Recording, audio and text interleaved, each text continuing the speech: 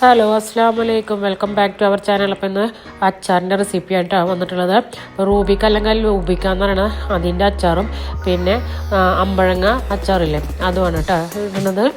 Sweet അമ്പഴങ്ങ അല്ല, അത് വെച്ചിട്ടാണ് ഇന്ന് അച്ചാർ ഉണ്ടാക്കുന്നത് കേട്ടോ. അപ്പോൾ നമുക്ക് റെസിപ്പിയിലേക്ക് പോകാം. അപ്പോൾ അമ്പഴങ്ങ കുറച്ചിട്ടുള്ളൂ, അതൊന്ന് വാടിയ പോലെ ആയിട്ടുണ്ട്. അപ്പോൾ എന്നിട്ട് അച്ചാടാന്ന് വിചാരിച്ചപ്പോൾ അതിലേക്ക് ആവശ്യമായതൊക്കെ അരിഞ്ഞ് വെച്ചിട്ട് അതുപോലെ റൂബിക്ക കഴുകിയിട്ട് വെള്ളം വാരാനായിട്ട് വെച്ചിട്ടുണ്ട് കേട്ടോ. വെള്ളം വാർന്നതിന് ശേഷം നന്നായി തുടച്ചിട്ട് ഉണക്കി വെച്ചിട്ടുണ്ട് റൂബിക്ക, അല്ലെങ്കിൽ അച്ചാർ കേടുവരും കേട്ടോ. അപ്പോൾ അമ്പഴങ്ങ അതുപോലെ ചെറുതായി കഷ്ണങ്ങളാക്കി മുരിച്ച് വെച്ചിട്ടുണ്ട്. പിന്നെ ഒരു തുടം വെളുത്തുള്ളി ചെറുതാക്കി അരിഞ്ഞ് വെച്ചിട്ടുണ്ട്. അതുപോലെ ചെറിയൊരു കഷ്ണം ഇഞ്ചിയും മുറിച്ച് വെച്ചിട്ടുണ്ട്. ഒരു 5-8 പച്ചമുളക് മുറിച്ച് വെച്ചിട്ടുണ്ട്. കറിവേപ്പിലയും എടുത്ത് വെച്ചിട്ടുണ്ട് കേട്ടോ. ഈ ഒരു പാത്രം അടുപ്പത്ത് വെച്ചിട്ട് വെള്ളം തിളപ്പിക്കാൻ വെച്ചിട്ടുണ്ട്. റൂബിക്ക ഒന്ന് അതിലിട്ടിട്ട് ഒന്ന് തിളച്ച് വരുമ്പോൾ തീ ഓഫ് ചെയ്തിട്ട് അതിൽ റൂബിക്ക ഇട്ടിട്ട് നമുക്കൊന്ന് വാട്ടിയെടുക്കണം.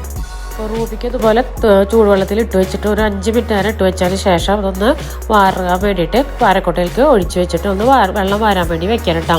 ഞാൻ വെള്ളം കളയണമെന്നില്ല, നമുക്ക് അച്ചാർ ഉണ്ടാക്കുമ്പോൾ ആ വെള്ളം ഉപയോഗിച്ചാലും മതി, നല്ല വെള്ളമാണല്ലോ. അപ്പോൾ ഞാൻ 2 ചട്ടി വെച്ചിട്ടുണ്ട്. 2 അച്ചാറും ഒരുപോലെ പെട്ടെന്ന് ഉണ്ടാക്കാമല്ലോ ഞാൻ 2 അടുപ്പത്ത് 2 ചട്ടി വെച്ചിട്ടുണ്ട്. ചട്ടി ചൂടായപ്പോൾ അതിലേക്ക് എണ്ണ ഒഴിച്ചു കൊടുക്കണം കേട്ടോ. എണ്ണ ചൂടായി വന്നപ്പോൾ അതിലേക്ക് 2 കടുക് ഇട്ട് കൊടുത്ത് പൊട്ടിച്ചെടുക്കുകയാണ് ചെയ്യണം. കടുക് പൊട്ടി വന്നപ്പോൾ അതിലേക്ക് 1 സ്പൂണ് ഉലുവ 2 ചട്ടിയിലേക്ക് ഇട്ട് കൊടുത്ത് ഒന്ന് പൊട്ടിച്ചെടുത്തിട്ട് ഇനി അതിലേക്ക് നമുക്ക് അരിഞ്ഞ് വെച്ചത് ഓരോന്നായിട്ട് ഇട്ട് കൊടുക്കാം.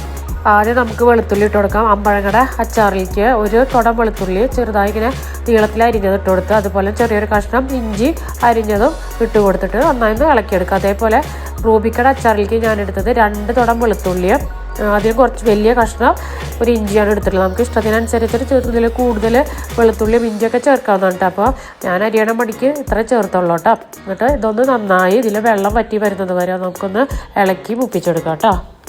ഇനി എരിവിന് ആവശ്യമുള്ള പച്ചമുളക് ഇട്ട് കൊടുക്കാം. ഞാൻ അതിലൊരു 10-12 പച്ചമുളക് റൂബിക്കയിലേക്ക് ഇട്ട് കൊടുത്തിട്ടുണ്ട്. മറ്റേലൊരു 5-6 പച്ചമുളകാണ് നീളത്തിൽ അരിഞ്ഞത് ഇട്ട് കൊടുത്തിട്ടുള്ളത് കേട്ടോ. കൂടെ കറിവേപ്പില ഇട്ട് കൊടുത്തിട്ട് നന്നായിട്ടൊന്ന് ഇളക്കിയെടുക്കുക. അതൊന്ന് മൂത്ത് വന്നപ്പോൾ അതിലേക്ക് ഞാൻ അമ്പഴങ്ങയുടെ അച്ചാറിലേക്ക് 1.5 ടേബിൾ സ്പൂണ് കാശ്മീരി ചില്ലി പൗഡറും 1 ടേബിൾ സ്പൂണ് നല്ല എരിവുള്ള മുളക് പൊടിയാണ് ഇട്ട് കൊടുത്തത്. അതുപോലെ റൂബിക്കയുടെ അച്ചാറിലേക്ക് 2 ടേബിൾ സ്പൂണ് കാശ്മീരി ചില്ലി പൗഡറും 1.5 ടേബിൾ സ്പൂണ് നല്ല എരിവുള്ള മുളകും പൊടിയും 1/2 ടീസ്പൂണ് മഞ്ഞൾപ്പൊടിയും 1 ടേബിൾ സ്പൂണ് അച്ചാർ പൊടി ചേർത്ത് കൊടുത്തിട്ട് നന്നായി ഇളക്കി കൊടുക്കുക കേട്ടോ. തീയ സിമ്മിലിടാൻ ശ്രദ്ധിക്കണം കേട്ടോ. അതുപോലെ നന്നായി ഇളക്കി കൊടുത്തിട്ട് മസാലയുടെ പച്ചമണമൊക്കെ ഒന്ന് മാറി വരുമ്പോൾ നമുക്ക് ഇതിലേക്ക് ഉപ്പ് ചേർത്ത് കൊടുത്തിട്ട് ഇളക്കാം കേട്ടോ. ഇപ്പോൾ ഉപ്പ് കുറച്ചിട്ട് കൊടുത്തിട്ടുള്ളൂ. ഇനി നമുക്ക് സുറക്കൊക്കെ ഒഴിക്കുമ്പോൾ ആവശ്യത്തിന് അപ്പോൾ ഇട്ട് കൊടുക്കാം കേട്ടോ. ഇനി ഇതിലേക്ക് തിളപ്പിച്ചാറിയ വെള്ളം ഒഴിച്ചു കൊടുത്തിട്ട് ഒന്ന് നന്നായി തിളപ്പിച്ചെടുക്കാം കേട്ടോ. തിളച്ച് വരുമ്പോൾ നമുക്ക് ഇതിലേക്ക് അമ്പഴങ്ങടയിൽ അച്ചാറിലേക്ക് അമ്പഴങ്ങ മുറിച്ചത് ഇട്ട് കൊടുക്കുക. അതേപോലെ തന്നെ റൂബിക്കയുടെ അച്ചാർ ഉണ്ടാക്കണതിലേക്ക് റൂബിക്ക ഇട്ട് കൊടുത്തിട്ട് നന്നായിട്ടൊന്ന് മിക്സ് ചെയ്തതിന് ശേഷം 1 മിനിറ്റ് നേരം ഒന്ന് തീയിൽ വെച്ചിട്ട് തീ നമുക്ക് ഓഫ് ചെയ്യാം കേട്ടോ. നിങ്ങൾക്ക് എത്രയാണ് കട്ടി വേണ്ടതിനനുസരിച്ചിട്ട് ഇതിൽ മസാലകളുടെ അളവ് മാറ്റം വരുത്താവുന്നതാണ് കേട്ടോ. ഇവിടെ കുറച്ച് ലൂസ് പോലെ വെള്ളം പോലത്തെ അച്ചാറാണ് കേട്ടോ ഇഷ്ടം. കട്ടിയുള്ള അച്ചാർ വലിയ ഇഷ്ടമല്ല കുട്ടികൾക്ക്. ചാറിങ്ങനെ കോരി കുടിക്കണ പോലത്തെ അങ്ങനത്തെ അച്ചാറാണ് കേട്ടോ ഇഷ്ടം. ഇനി നമുക്ക് ഇതിൻ്റെ മുകളിലേക്ക് കായപ്പൊടി ഒന്ന് തൂവിക്കൊടുക്കാം കേട്ടോ. ഒരു 1/2 ടീസ്പൂൺ കായപ്പൊടി ഒന്ന് തൂവിക്കൊടുക്കാം. അത് നന്നായി ഇളക്കിയതിന് ശേഷം നമുക്ക് ആവശ്യത്തിന് വിനാഗിരി അല്ലെങ്കിൽ സ്വർക്കം ഒഴിച്ചു കൊടുത്തിട്ട് ഒന്ന് നന്നായി മിക്സ് ചെയ്തിട്ട് ഉപ്പ് ഉണ്ടോ എന്ന് നോക്കിയതിന് ശേഷം ആവശ്യത്തിന് ഉപ്പ് ഇട്ട് കൊടുത്താൽ നമ്മുടെ നല്ല അടിപൊളി അച്ചാർ കൂടെ റെഡി ആയിട്ടുണ്ട് കേട്ടോ. അപ്പോൾ ഇന്നത്തെ വീഡിയോ എത്ര എല്ലാവർക്കും ഇഷ്ടപ്പെട്ടെന്ന് കരുതുന്നു. ഇഷ്ടപ്പെട്ടാൽ ലൈക്ക് ചെയ്യുക, ഷെയർ ചെയ്യുക, കമൻറ്റ് ചെയ്യുക, സബ്സ്ക്രൈബ് ചെയ്യുക.